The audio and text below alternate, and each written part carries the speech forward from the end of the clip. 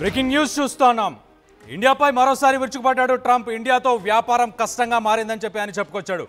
24 గంటల్లోనే ఇండియాపై మరిన్ని టారిఫ్స్ విధిస్తామని చెప్పి కూడా ఆయన హెచ్చరిస్తున్నాడు. రష్యా నుంచి ఇండియాకి ఆయిల్ ఏదైతే కొంటున్నారో దానిపై కూడా తట్టుకోలేకనే ట్రంప్ ఇలాంటి వ్యాఖ్యానాలు చేసినట్టు మనకు అర్థమవుతుంది. ఇండియాకి రష్యాకి మద్దతు ఇస్తుందని రగిలిపోతున్నాడు ట్రంప్. ఇంకో పక్కన ఇప్పటికే ఇండియాపై 25% టారిఫ్లు కూడా విధించాడు. దీనికి సంబంధించి ఒక్కసారి మనం గతంలో కనుక చూసుకుంటే కనుక ఆయన పవర్లోకి రాకముందు ఖచ్చితంగా యుక్రెయిన్కి రష్యాకి మధ్య జరుగుతున్న వార్ని నేను ఖచ్చితంగా ఆపేసే శక్తి నాకుందని చెప్పి ఆయనకు పెట్టుబడి పెట్టే స్పాన్సర్స్కి కూడా ఆయన ఇదే చెప్పాడు. ఎలక్షన్స్కి ముందు స్పాన్సర్స్ దగ్గర డబ్బులు తీసుకొని ఆయన ఎలక్షన్స్ గెలిచాడు. గెలిచిన తర్వాత మాత్రం ట్రంప్ రష్యాకి సంబంధించిన పుతిన్తోని మాట్లాడితే రాత్రి తీయగా మాట్లాడుతున్నాడు, కానీ పొద్దున మళ్ళీ యుక్రెయిన్ మీద బాంబులు వేస్తున్నాడని చెప్పేసి ట్రంప్ చెప్పుకొచ్చాడు. రీసెంట్గా ఆయనకు సంబంధించి ఒక బుక్ కూడా విడుదలైంది ఈ మధ్య. అంటే అమెరికా ఎలా వాళ్ళ ప్రభుత్వాన్ని ఎలా how they lost it to America అని చెప్పి ఒక బుక్ వచ్చింది. అంత బుక్ గురించి మళ్ళీ చెప్పే ప్రయత్నం చేస్తాను. ప్రస్తుతానికైతే ట్రంప్ రష్యా నుంచి ఇండియా ఆయిల్ కొంటుంది, కొన్న తర్వాత దాన్ని ఓపెన్ మార్కెట్లో తక్కువ ధరకు అమ్మి చాలా డబ్బులు సంపాదించుకుంటుంది, సేవ్ చేసుకుంటుంది అన్న ఉద్దేశంతో ట్రంప్ తట్టుకోలేకపోతున్నాడు. ఇంకో పక్కన యుద్ధాన్ని ఆపాలని మీరు పుతిన్కి చెప్పట్లేదు, యుద్ధాన్ని పుతిన్తో ఎలాగైనా ఆపించాలి ఇండియా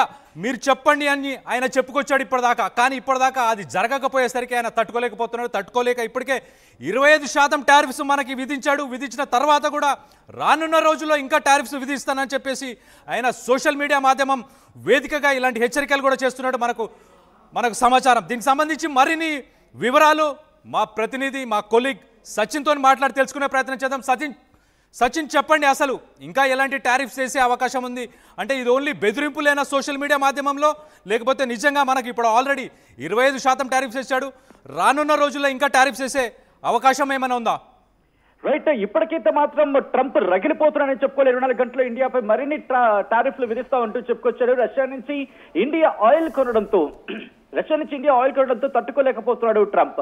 మరీ ముఖ్యంగా ఈ అంశానికి సంబంధించి ఇండియా రష్యాకు మద్దతు ఇస్తోందని చెప్పి ట్రంప్ రగిలిపోతున్న అంశానికి సంబంధించి ఇప్పుడు ట్రంప్ తనని తాను క్వశ్చన్ చేసుకోవాలి.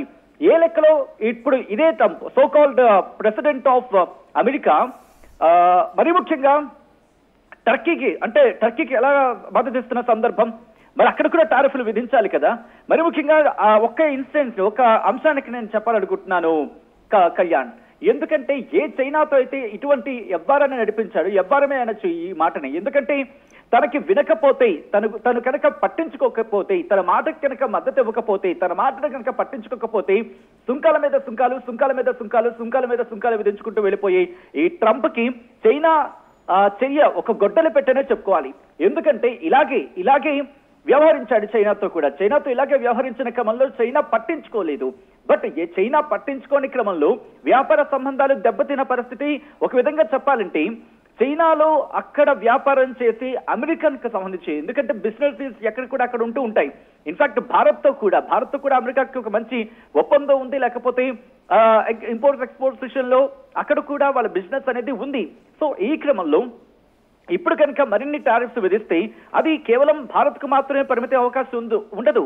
ఇప్పటికీ అక్కడ ఆర్థిక భారం, ఎందుకంటే అక్కడ అన్ఎంప్లాయ్మెంట్ అమెరికాలో ఉంది. దాంతోపాటు కొన్ని $1 ట్రిలియన్ ఆర్థిక అప్పుల్లో మునిగిపోయింది అమెరికా.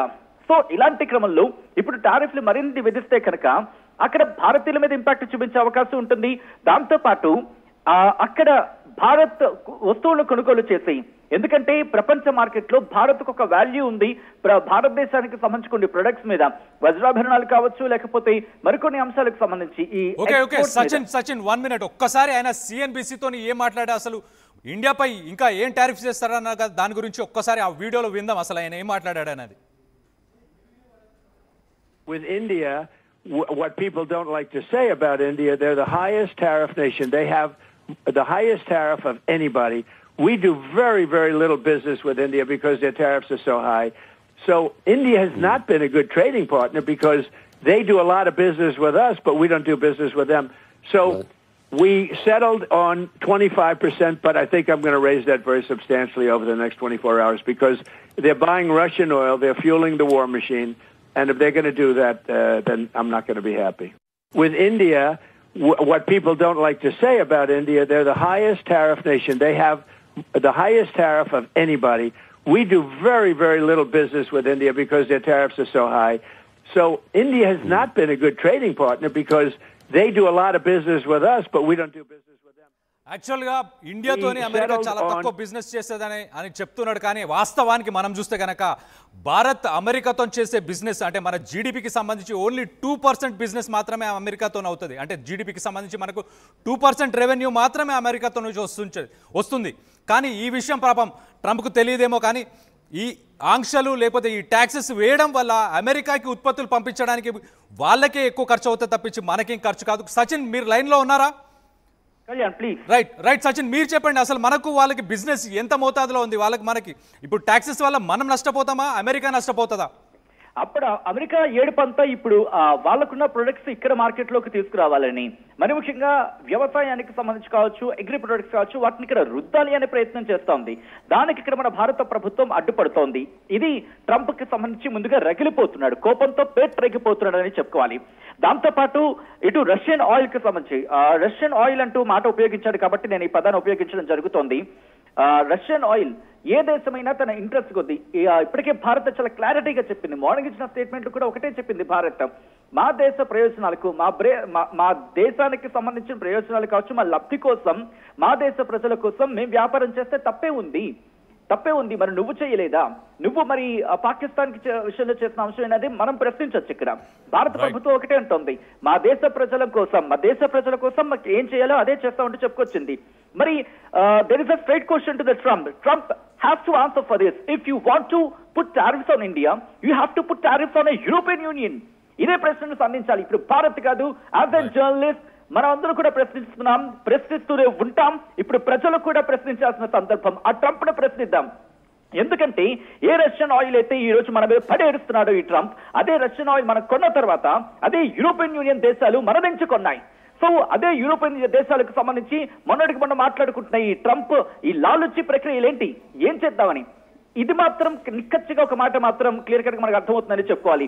ట్రంప్ తీసుకునే చర్యలు ఇలా కనుక ముందుకు వెళితే రేపు ఉదయం అమెరికాలోని అమెరికన్లే మొహం మీద నేను చెప్పాల్సిన అవసరం లేదు, మొహం మీద ప్రశ్నిస్తారు Trump. He has to question himself. ఎందుకంటే జరుగుతున్న పరిణామాలు ఆ విధంగా ఉన్నాయి.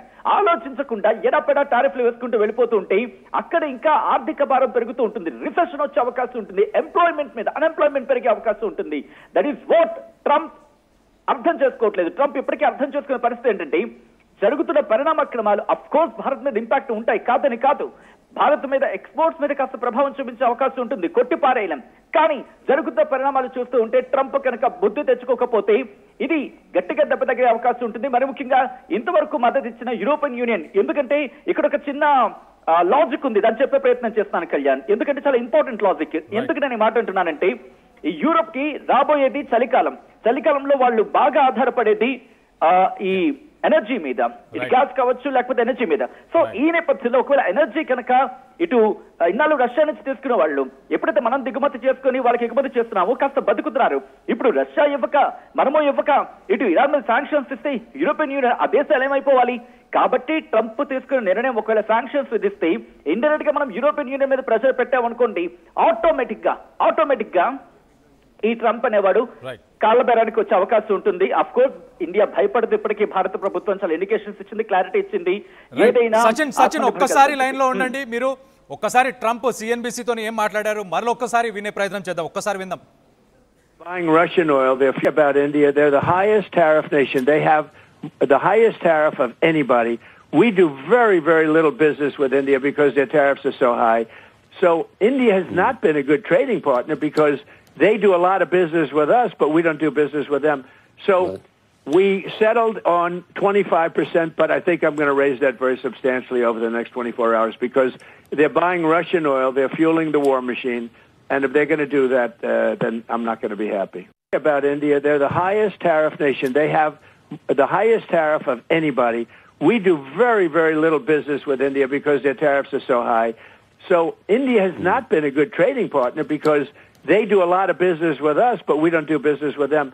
So we settled on 25%, but I think I'm going to raise that very substantially over the next 24 hours because they're buying Russian oil, they're fueling the war machine, and if they're going to do that, then I'm not going to. మనం చూస్తున్నాం Trump అందరికంటే ఎక్కువ tariffs ఎక్కువ taxes India మీదనే వేస్తా, వాళ్ళతోని నాకు business జరిగేది చాలా తక్కువ, అమెరికాకి బిజినెస్ జరిగేది చాలా తక్కువ, కానీ అమెరికాకి ఏమాత్రం నష్టం జరగదు, అందరికంటే ఎక్కువ ట్యాక్సెస్ ఇప్పుడు నేను ఇండియాకే వేస్తా అని చెప్పి ట్రంప్ చెప్పుకొచ్చాడు. కానీ మనం చూస్తే కనుక ఇండియా జీడిపిలో అమెరికాతో బిజినెస్ ఓన్లీ 2% మాత్రమే, 2% మాత్రమే జీడిపి బిజినెస్ మనకి. దానివల్ల పెద్దగా ఒరిగేదేం లేదు.